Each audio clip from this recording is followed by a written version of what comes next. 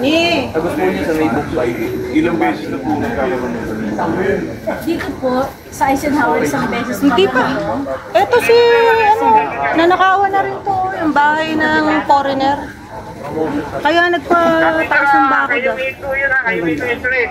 Ito yung nanakawan niya siya. Yung natin natin. Hindi ka ba dito daw nyo, sir? Sabi na lang sa BPS natin. Bon? Yung likod, masukal eh, no?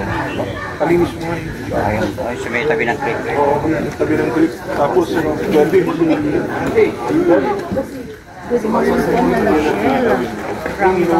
Ay, wala po. Pangasinan. Kapalinis natin yung likod, masukal eh, masyado. Para sa galing ilaw, para mag-clearance sa mga tapos, may maintenance pa kayo dito sa village. Meron. Pamaintain nyo lang, papalinis mo namin yun. No, tapos mawala ko yung mga gubat-gubat sa likod. Lagyan natin ng mga ilaw para kahit paano, mag-clearance sa mga magnanakaw.